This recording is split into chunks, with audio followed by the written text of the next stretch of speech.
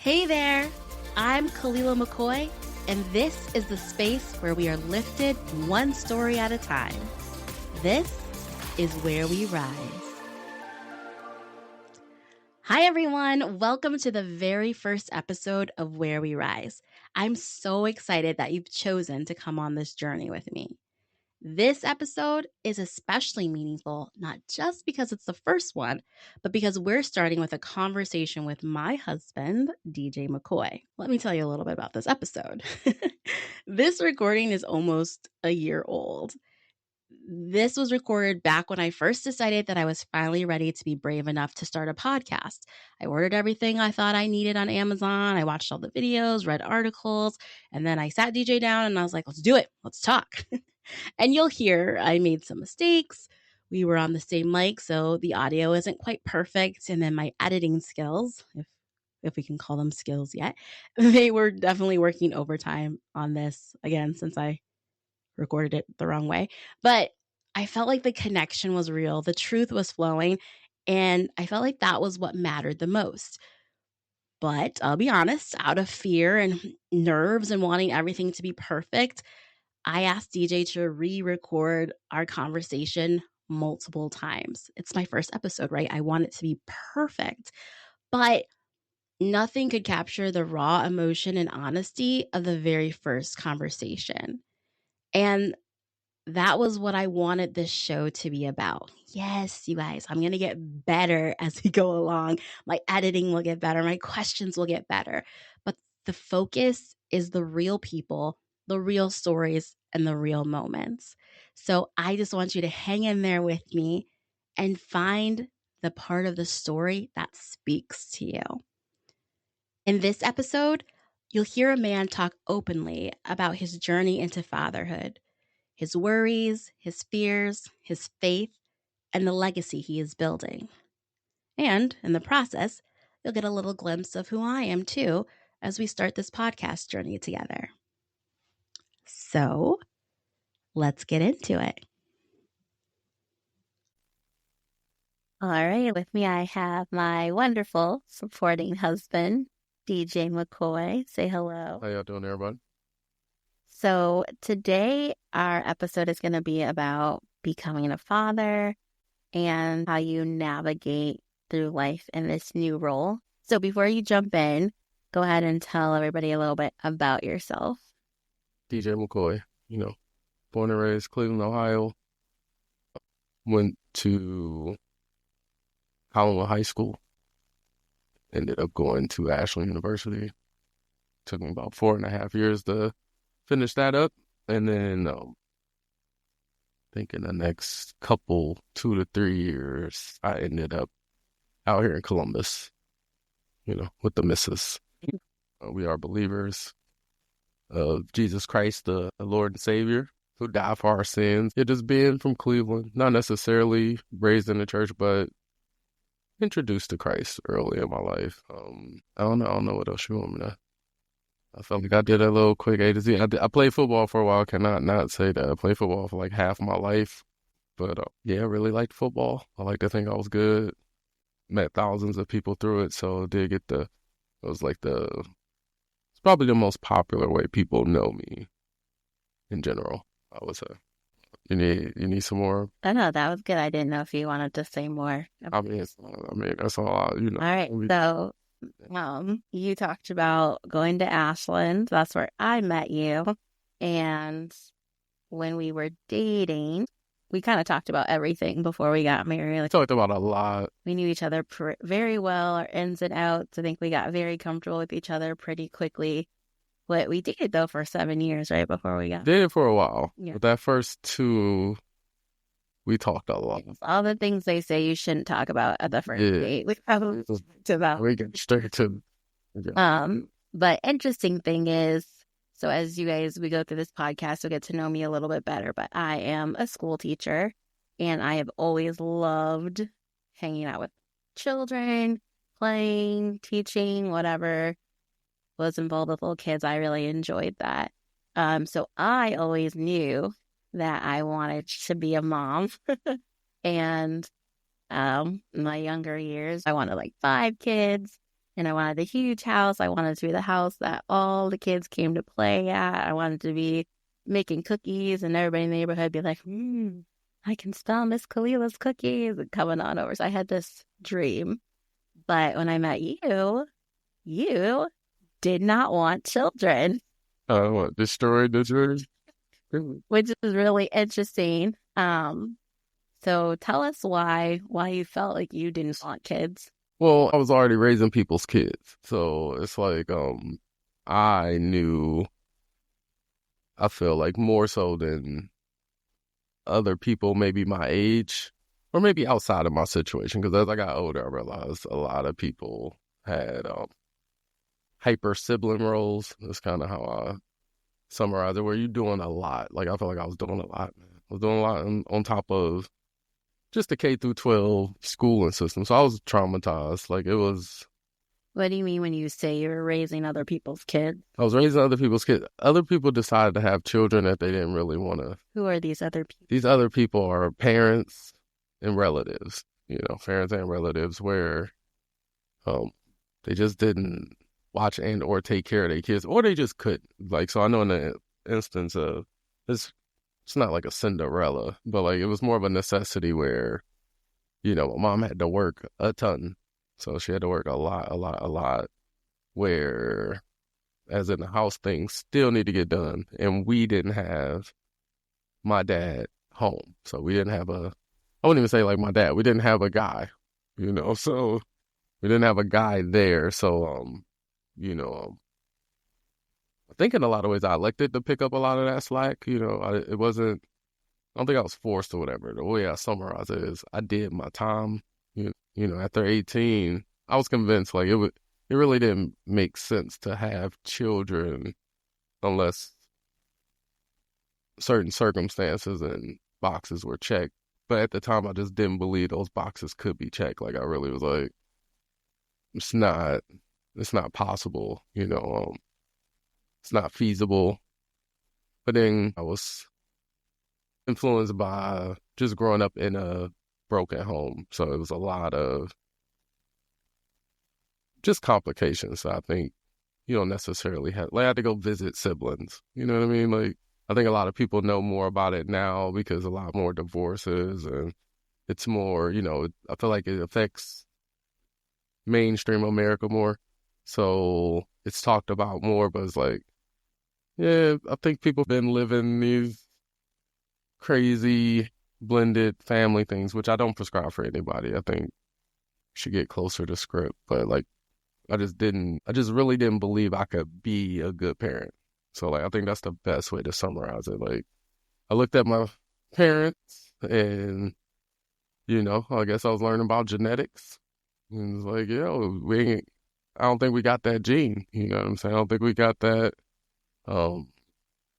whatever it is you need to be a good parent. I don't think we had it, especially because my grandparents were on point. So just, they say stuff, skip a generation. I'm just like, I don't know. So my parents didn't intentionally have children. I wouldn't even say start a family. I don't even think they tried to intentionally start a family either. So, but yeah, I wasn't trying to have no kids because it was so much work. It was every day. And I was one too. So it was just really, really stressful. So your experiences with those around you didn't lead you to believe that parenting would be an enjoyable thing, and you just didn't feel like you said, were equipped. Well, not the majority. There were some cool families. It wasn't most people. So I was like, I don't know if I want to go that route. And then, because all I'm seeing is on a daily, what could go wrong? And I'm just seeing that and experiencing that. And I'm like, I'd rather not be the cause of something like that, So then while we were dating, he definitely knew that I wanted to have kids. But like, it wasn't like I was going to change your mind, but I just felt like even though you said you didn't want to have kids, it just didn't seem like this solid, full thing to me that you really didn't want to have kids. Like the fact that you were like, most people are like, no, I don't want to have kids. That's a deal breaker for me. But you're like, well, if you want to. You were still kind of on the fence about kids, but you're like, oh, I'm going to have kids because, we're married and stuff like that. But I kind of got to the point where I was even like, well, we have a lot of fun together. We really enjoy being together. So I was like, well, I could see a life without kids. It will be fine. Um, and not in like a depressed or like forced way, but just kind of like, we were good and I could just see us figuring out life without that.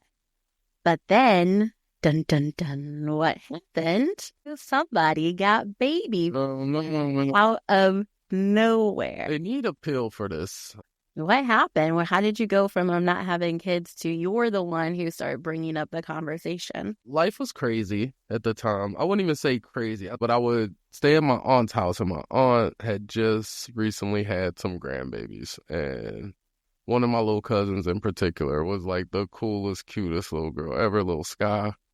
I love you to death, Sky. You were so cute, but Sky is partially the reason why I'm a parent now. We started this family because, and until this point, little children did not like me or get along with me either at this point. I do have to say that I am a certified Grinch. I will not even, I'm not going to, Will agree. I'm not going to act like, Still to this day. now I'll share with the kids, I'll buy them stuff, but I don't want to be bothered with them. I don't want to be, because like I said, I've been dealing with them for so long. By the time I turned adult, I was like, there's some things I'm not doing no more. And children was one. Like if you was pregnant, I was like, oh, that might be contagious. Whoa, I was very, very, very anti baby, but Sky, I love Sky. I'm really, really close to her. It was fun being around her, and she was really, really nice to me.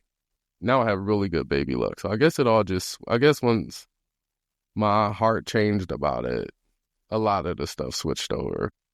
So he did come home and he was talking about this baby all the time. This cute little baby and how wonderful she was. And I was like, really? Because when I talk about babies, you don't talk about it, you don't want to hear about it. But all of a sudden, there's this cute little baby that she was super cute. She was crazy. Adorable. It was super cute. She had the cheeks and all that. Shamira is a good mama, so it was fun watching her with her.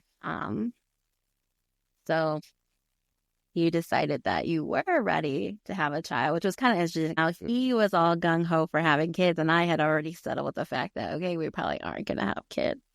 So then we had to get on the same page with that. And then we decided, okay, we're going to start trying.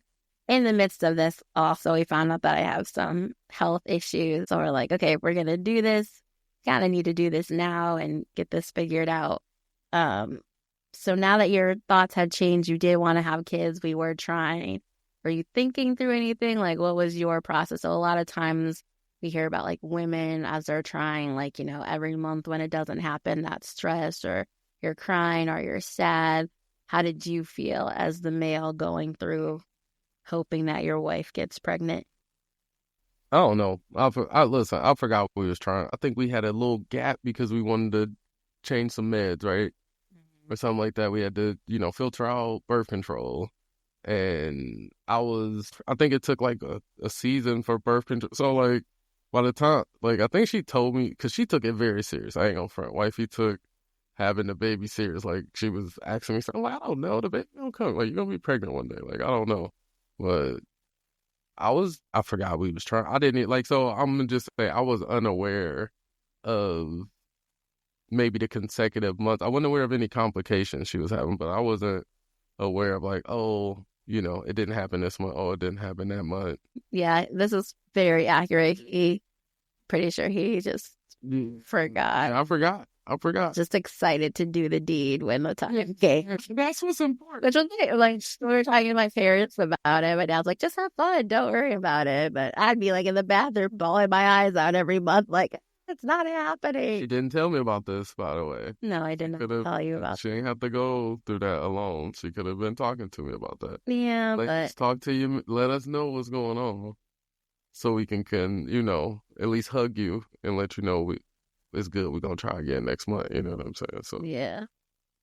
All right. So you didn't really remember, I guess, that we were trying. What were your thoughts when you did find out that we were pregnant? I was in shock. A good shock? It wasn't a bad shock. I was just shocked or surprised. I don't really emote much, but were you excited? Were you nervous? Were you, it's like all the feels at once? Nah, it was just like it's happening. It's like game time. You know, something big coming up.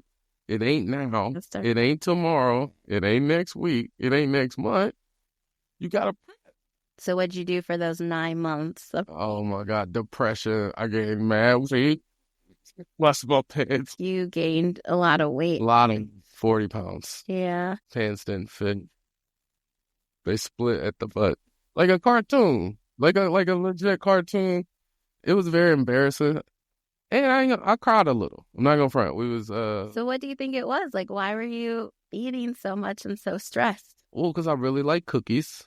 And then like I'm remembering that like you could fail at this.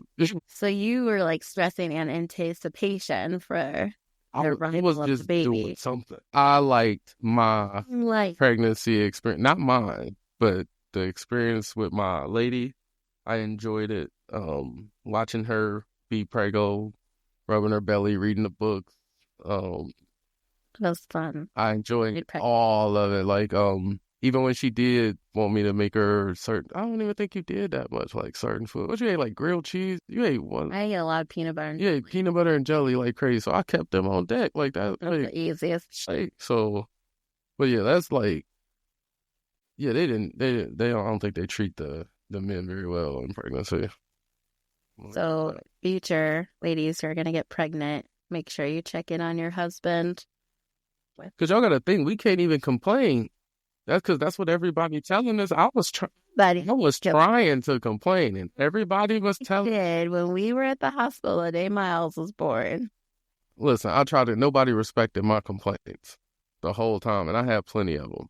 I'm just saying, he complained that the sofa wasn't comfortable. The sofa was. I was just cut open, horrible, and had life ripped out of me, and he wanted to complain about the sofa all night long. I don't want to hear the missus say it. The missus experienced a no pain birth. Shout out to Jesus, something we pray for. So, maybe I should have prayed for my comfort. Maybe you should. I didn't. I think that's on me. That's on me. I didn't. I was thinking about you in the prayer. I should have put, and let there be a lazy boy where I ain't tripping out. All right, so we finally got past having the baby in the uncomfortable hospital room. You lost all 40 pounds in a blink of an eye, and gained your abs back. Congratulations. Hold on. Let's go back to the operating room because there was a lot of trauma in there. First off, I survived a 23-hour labor. 20 of the hours was... So she's making fun of me, but the whole time I'm thinking they both could die. So for 20 straight hours, they both could die. Like, this is what I'm thinking. They not finding the boy's heartbeat. Kay's not really in pain, but I'm just like, this is a lot of... The way that they was doing it was a lot. Granted, listen, no pain. We prayed that my wife have a supernatural birth, no pain. We thank God for it, but you gotta believe through the madness. It was some madness. It was pretty crazy. It was madness. The girls who were doing it were new. And what she saw was me handling stress in a way that I wouldn't get arrested because I wanted to hurt them. No, I wanted to hurt them because they didn't know what they was doing. My baby's in danger. My wife's in danger. But like, no, that was very, very, very, very, very stressful. Wifey slayed. All right. So Miles has arrived. He's here. What are your first thoughts when you see? So I had a C-section, we know. So they take him out of me. I'm laying there. And you are the first one who gets to hold him and be with him and help clean him off. What are your thoughts? You're finally a dad. You didn't want to be a dad at first. You didn't think you had it in you. Well, this time I did, though. This time I'm ready. I'm not tripping out. You've had that time. You've thought through it. Yeah, at that time I think I'm just super, super grateful. That's the only thing. I'm just happy that both of them are okay. They didn't rush her off after the baby was delivered. He's working because his mouth is working. That was the only thing I really noticed. They gave him to me. He came out hungry. So immediately I'm thinking bills. I'm not even going to front. First 5-6 seconds, I was like, oh, he's hungry already. Kay would know. She was half alive on the table. She's half alive. She like... It's all the way alive. I just want to reference. Okay. She's not still alive, but I'm sure there was some anesthesia involved or something. It wasn't the regular K I know and love and married It's on that definitely day. a weird time. Like you said, so probably towards the end of my pregnancy, I had some issues and some complications and going through some pain. And then I got induced. And like you said, I had a pain-free delivery, which was awesome. But during that, right, I was contracting, but I never felt anything, but I had major contractions. And every single time I would contract, like, the baby's heart rate would go down. It I was disappeared. worried about him. So that's why I ended up having a C-section. But I think just the stress and the worrying about that, and then just knowing that I still had issues going on in my body. For me, when Miles was born, like everybody's always like, the moment you see them, like you're gonna feel this rush of love. Yeah, I didn't get that. I didn't. I didn't I get did that. I not think feel that rush of love. I felt she was half conscious. I was very relieved. I remember when he came out, I was like, oh, I'm so glad he's here. I remember my OBG, she was like, what did you say? I was like, I'm so glad he's okay. And she's like, yeah, he is. And then I just remember feeling relief, like he was alive, I was alive. And I just felt like this feeling of responsibility, like now I have to keep it that way. It was just so much. I felt like towards the end to get him there, it was just like, okay, we did it. Oh, we like did all this build up to this day, and it's like, oh, now what's next?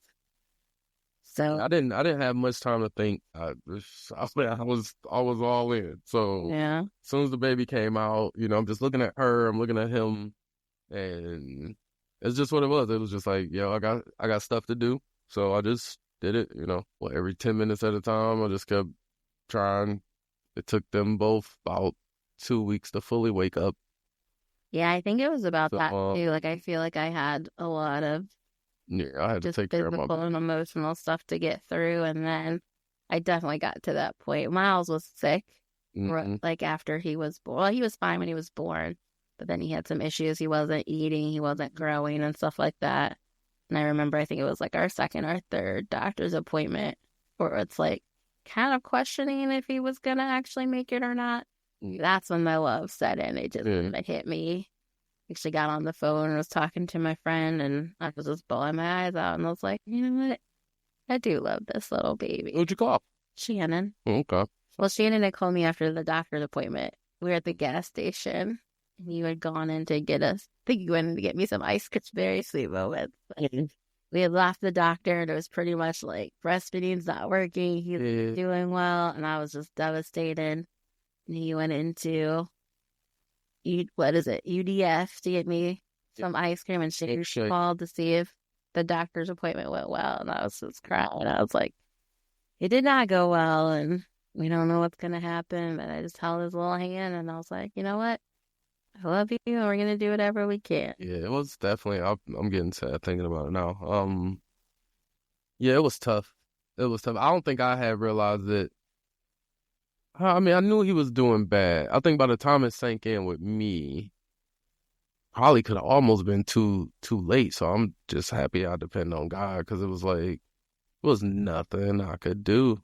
It was nothing I could do, and I almost felt like at some point, like I had to pray and tell God, like, no, I really want this, like, because he wasn't doing what babies do. Like I said earlier in there, like, I've been taking care of people's babies for a long time, children and stuff, and he just wasn't eating and pooping, and that's what babies do. He would no real emotions and stuff like that. He wasn't eating, like, it was, and then on top of that, dealing with the missus and her not really even being able to feed him. So that was a challenge. Even in that challenge, yeah, it was not. It was really tough. But yeah, he wasn't eating, and yeah, I put some prayers up, because I realized that, like, no, I don't want him to die. Yeah. I really don't want him to die. I want him to be here, and I want to take care of him. And yeah, for a little while I wasn't even, like, I couldn't even handle that, but I'm like trying to prep and figure out how I'm gonna console her, because I'm like, if this has happened, I never said it though. I think we was solid on not, we wasn't gonna speak that he's dying. Like, we never said that. Mm-mm. He just observed and believed, like, and hoped, like he was not eating, for weeks. I don't even know how he made it that long. He was not Yeah, it's eating. bad. I had my mom's a pediatrician. I would call her all the time and talk to her. And whenever nurses even got on the phone, I was trying to help me with breastfeeding and stuff. Then we finally got him formula, and then he was allergic. Allergic to that one. We had Fever, one fever. a night in the hospital during COVID. Ugh, it was not. Shout out to all the parents who had really big issues going on at that time at Children's Hospital because it was hard for us. And I know there was people with even more going on. So we met a couple of them. So hopefully they're out there doing well now. But it's a tough time. But we got through it. And shout out to my parents who had us come stay and They fixed my baby, man. They fixed my baby, and he started eating. He started pooping, and better. jaundice went away, and Yeah, we slept. that was I think we slept for 3 days straight. I think we slept for 3 days straight. wonderful. I think that was the first time I was able to sleep for like 5 months. I think that's another shout out to the importance of family being around, Yes, supporting, because yes, we're out here by ourselves. yes, We were not cutting it. So yes. went home to mom and dad, and it was a big change after that. So that was really nice. So that happened. Things are going well. Our baby boy's growing. Got through that part of life. What do you feel like, since Miles has been healthy, life is going on, back to thinking about specifically being a father, what's the easiest part for you about being a dad? Easiest part. I don't think I got one. I don't think I got an easiest part right now. Okay, not easiest. Then what's the most enjoyable part about being a father? Probably seeing y'all too. Like seeing y'all two, just they like twins, man. Same expression, same face, all that. And it's all right. So probably it's kind of eerie. It's almost like remembering my childhood. Remembering myself when I was younger. I think Miles is a lot like me. Like he's a lot like his mom, but he's really silly and goofy. And just spending time with y'all, that's probably the easiest or best. Because, I'm still a grouch. Like, I don't be wanting to walk. They be wanting to do stuff all the time. And I got to do it. You do more stuff than me. So DJ, his work schedule allows him to out with the moms. DJ is officially part of the mom group. How's that feel, being the only dad in the moms group? Well, I'm not the only dad. They recruit a bunch of dads, But most guys work throughout the day. So I'm lucky enough to not. And that's pretty much how I got in this group. It's a bunch of women who, well, no, a few of them work. But I enjoy it. I'm seeing their new community and then just literally starting in or joining this new community. I feel like could be really beneficial to me as a parent. I feel like it can pay dividends 10, 15 years down the road. So, Well, in my vision with doing this, because I plan to try to meet more and more and more parents. So hopefully by the time in high school, I know most of them. Like I have no problem with being aware or knowing most of the children in my son's age group. Because then by the time he gets to high school, like it's less mystery of who you're with, where you doing, and then through these groups, I get more of an idea of like how your family actually operate, how they roll, and I just think it could be really helpful in the long run to just be aware of each other, like really just be community, like know each other, like let's do a good job of actually. I don't need to know all your business, but I know something about you. So like when my son in 10 years from now asks, can he go over to such and such house? I'm not tripping about it because I know them. So like I'm hoping by the time K through, kindergarten through 8th, 9th grade, I should know somebody who know that child. I should know somebody who knows that family and different things like that. Like not that I'm a total police parent, but it's my job to protect my son. So I want to know stuff. what do you think the benefits are of being that dad home with the child? typically, moms, you're, part of the mom group. So most of the moms are the ones who spend the days with the kid. What type of benefits do you see that you are the one who gets to do most of that with Miles? Like I work during the day, like you've already been able to go on field trips with him or school or take him places. I mean, I just get to see him. I think like I really think it's a blessing just to be around him. And I'll be tired all day, but like I I can trust them less if I'm there. Like I could trust the schools less if I'm there, you know.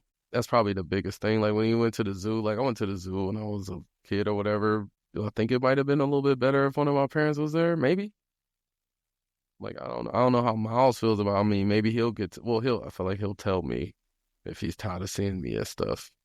But Well, I think it's nice for him too because you are his dad and he's a boy, so he gets that male role model and gets to see you out in public. well, I get the model for him. I do appreciate being able to be his primary model in terms of like how we as McCoys, how we move. And like me and the missus have already established a firm culture of how we, how we move around, how we talk to people, how we community, how we do things. So, you know, I'm just, I guess, teaching him how we do stuff. And yeah, like even at 4 years old, a lot of our conversation is, did you see them do that? Did you see them do that? Why can't I do that? I said, hey, we don't do that. Like, this is what we do, So, um, yeah, I do. Yeah, yeah. I like being out with him in public and supervising his emotions and different things like that.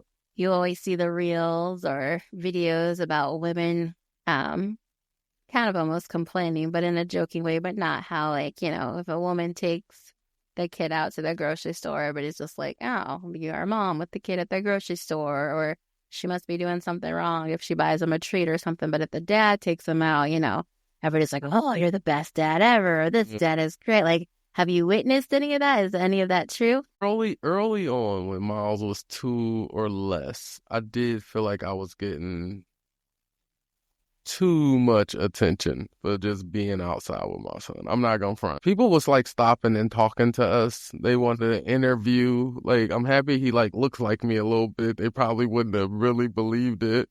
Um, old white lady gave me $5 once. I still don't really get what that was about. Unless she was just so happy to see us. Oh yeah, I don't know. I don't know. I gotta actually give half the credit to Miles. I think because people wouldn't like this when I used to walk around grocery stores. Let's make this very, very clear. Yeah, they honk the horn and everything. Like people, Or people will tell you like how good Miles is, or how well behaved it is, or how nice it is to see you. I extra wonder, like, get a that ton is of it? extra credit. Is it because you're a black father with a boy? I mean, a lot of the reels I see are white women making these videos, right? So I know white fathers get that as well, but there is that stereotype about, black men not being in their kids' lives, and for Also think that whatever reason that does happen, or in different schools of thought. But what are your thoughts about, being a black man and being a family man and making sure, obviously taking that priority of being with your child? Do you feel a little bit more pressure to fulfill that father role because of those stereotypes, or because of how black men are perceived in our culture? well, I would say no and no. I think most of my motivations to be a good dad is Jesus. Like that's like I mean. Like that's the leader of my life. That's what I do it all for. Like if I didn't firmly believe Christ didn't want me to first take care of my wife and then, extend that same kind of love to my son, then I wouldn't do it. It's hard work. It's hard work only in the sense that I'm gonna say I used to like to be selfish. I ain't gonna front, man. I like doing things my way, me, me, me. And when it was just me and the missus, man, she did a good job of helping do that stuff. Like let me do stuff I like to do. So, having a son, you gotta, it's all about the modeling. Probably the biggest challenge and the biggest thing I look forward to seeing God work with me in my life is just practicing what I preach. Like, I'm trying to raise this little boy to be 10 times greater than I. And I think a lot of that is observing them and helping to, smooth out some of those flaws or hindrances. But no, I can't care. I think, well, you my wife, I don't care about what society think about me. I am a black boy from the ghetto. I am fully aware of what society thinks about me, where they feel I should be, how they feel I should be living. Listen, I can't go off that. I don't think I ever have, other than I fit the description. I can't really, for some reason I can't shake that, but I don't appeal to society stereotypes because I'm literally none of them. I'm literally none of them. Like, so yeah, it's tricky. Okay, I get that. I get that. That's good to know that you're not feeling bound by that or worried about that. All that stuff. What is something that you hope that you can pass down to Miles when it comes to being a dad? Just a relationship with God, man. Like I don't know what life would be like. For one, if I didn't have a relationship with God, or and then two, if I didn't cherish it and been trying to actually get better and work at it. So, um, before I met you, baby, that's all I needed was God. You know what I'm saying? Like it's a lot of peace, a lot of joy in those scriptures, or I call them the strategies of life that God want to give you. But that's what got me through when I felt like I had nothing, and then I look up and see how God, they help God and bless me and direct me, and you gotta have it. So that's probably the biggest thing I'm gonna be trying to teach and stress to him is like, even now he 5, I'm like, you don't leave this room before praying. You can turn off your light and all that, but like, get up in the morning and you acknowledge God and be grateful for moving around. So that's the biggest thing I want to imprint on them is that relationship with God and helping them nurture that and get the fullness Mm-hmm. out of it, and for him to um, not make any of the mistakes that I've made throughout my relationship with Christ, whether that be too much self reliance. Because like God give us these skills and talents, but at times I've been arrogant. I've been, what I'm saying, not what I feel like truly in line with what God want, but I feel like that's something I can help my son with. So when he get there, he actually handle it right and hold it down the right way, get the maximum blessings and impact off of, having this code really nice and tight. So that'll be fun because he has a Mm-hmm. beautiful heart. He does. Um, He's a good It's a little beautiful boy. heart. But he got some passion in there that Uh, little I know I dramatic. He gotta, might be like in the movies one day with all the I know who drama his and daddy is, dramatics. man. He a strong-minded He little is very boy. strong minded. He knows what he wants, what he doesn't want, and No will tell you fear. what you want as well. And he would, yeah. The All best right, son babe. ever. So at the end of every episode, I'm going to ask my guests a signature question. Okay. So now that we have heard your story, what is it that you would like people to take away from what you've shared? How can you encourage other people to rise? Well, I would just say enjoy the moment. Like I'm only having one child, so I'm enjoying the moments. Like even today, we went to go get smoothies. I carried this little boy from the truck to the thing, man, because my time is almost running out. So, um, yeah, just enjoy the time. Um, just overall, I always prescribe people, especially if you believe in God, observe them scriptures, study them, and apply them to the best of your ability.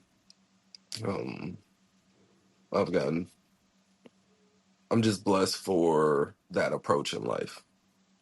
I can't really explain it all. I don't get it all, but like what I do feel, I know. I do feel, I know, and like I don't get to this place without God radically changing the way I view certain things or the way I do certain things, or um, even being able to shift and pivot